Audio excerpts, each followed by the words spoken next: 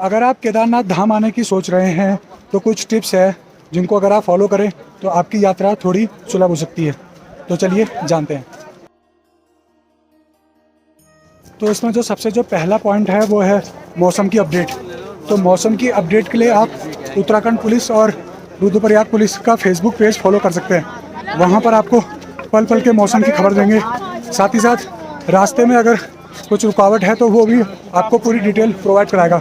Uttarakhand police और Rudraprayag police का Facebook page को आप फॉलो कर सकते हैं। यात्रा को लेकर जो दूसरी सबसे बड़ी अपडेट है वो है पंजीकरण को लेकर। अगर आपने अपना ऑनलाइन पंजीकरण नहीं कराया है तो आप सोनप्रयाग में आके अपना ऑनलाइन पंजीकरण करा सकते हैं। तीसरी जो टिप्स रहेगी वो रहेगी रेनकोट को लेकर। केदारनाथ में हफ्ते में कम से कम 5 दिन तो बारिश यहाँ होती है, तो आप कोशिश कीजिए कि अपने साथ यहाँ रेनकोट लेके आएँ, क्योंकि यहाँ पर जो रेनकोट मिल रहा है वो सिर्फ एक पन्नी जैसा मिल रहा है, उससे आपकी बारिश आपके यहाँ रुक नहीं पाएगी। अगला जो अपडेट है वो है यहाँ रहने को लेकर। यहाँ पर रहने के जो चार्जेस हैं वो काफ़ी हाई हैं। अगर मैं GMVN के कॉटेज की बात करूँ तो GMVN के जो कॉटेज है वो 7700 से स्टार्ट है और डोरमेट्री 1200 से स्टार्ट है। हालांकि 1000 रुपये पर पर्सन पे यहाँ पर टेंट भी उपलब्ध हो जा रही है, लेकिन आप कोशिश कीजिएगा कि आप ऑनलाइन होटल बुकिंग करके ही धाम में पहुँचें। हेलीकॉप्टर बुकिंग की अगर आप सोच रहे हैं तो हेलीकॉप्टर बुकिंग इस बार 100% ऑनलाइन ही करी गई है। ऑफलाइन बुकिंग का इस समय कोई प्रावधान नहीं किया गया है। अगली जो बात करते हैं वो खाने को लेकर करते हैं। खाने का जो चार्जेस है यहाँ 300 से 400 रुपये थाली मिल रहा है। फिलहाल उसके लिए तो आप कुछ नहीं कर सकते, और पानी की बोतल भी यहाँ 60 से 70 रुपये की मिल रही है। अब धाम में बात करते हैं दर्शन को लेकर। धाम में जो दर्शन करने की जो टाइमिंग है वो सुबह 5 बजे से यहाँ से दर्शन करना शुरू हो जाता है और दोपहर के 3 बजे दर्शन करना बंद हो जाता है।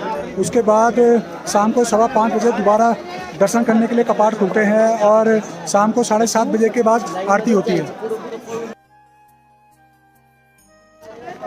अगले अगर अपडेट की बात की जाए तो आज मैं दूसरा दिन है यहाँ, और यहाँ मौसम जो है बहुत सर्द बना हुआ है।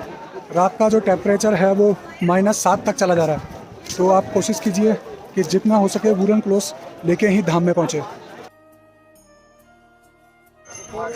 एक अपडेट ये है कि अगर आप केदारनाथ धाम आ रहे हैं तो यहाँ पर जियो के जो नेटवर्क है वो बहुत कम आते हैं, तो कोशिश कीजिए कि आप एयरटेल ही लेके यहाँ पहुँचे।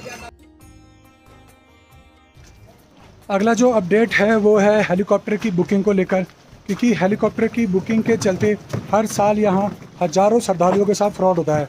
तो इस बार जो है गवर्नमेंट ने IRCTC को इसका जिम्मा दिया है। आप वहीं से ही जो है अपनी हेलीकॉप्टर की बुकिंग करा सकते हैं। अगर कहीं अदर सोर्स अगर आपको दिखते हैं तो इसका मतलब वहाँ पर आपके साथ फ्रॉड हो सकता है। अगला जो अपडेट है वो है मेडिकल इश्यूज़ को लेकर। अगर आपको सांस लेने में परेशानी होती है तो यहाँ पर वैसे ही ऑक्सीजन का लेवल कम है, तो कोशिश कीजिए कि आप यात्रा अवॉइड ही करें। अच्छा, एक अपडेट ये है कि अगर आप केदारनाथ धाम के लिए घोड़ा करते हैं तो जो घोड़े वालों का आई कार्ड रहता है उसे आप अपने पास रख लें, ताकि अगर घोड़े वाले आपके साथ मिसबिहेव करें तो आप उसकी शिकायत प्रशासन से कर सकते हैं। अगला जो अपडेट है वो है कि सुबह 4 बजे से पहले गौरीकुंड नहीं जाने दे रहे हैं, और लगभग 2 बजे के बाद भी गौरीकुंड के लिए रोक दिया जा रहा है।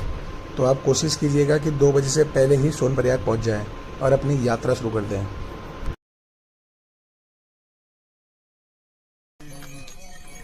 यात्रा करते समय हमेशा खाई के दूसरी तरफ ही चले, क्योंकि यात्रा में घोड़े भी चल रहे हैं, उससे आपको धक्का भी लग सकता है।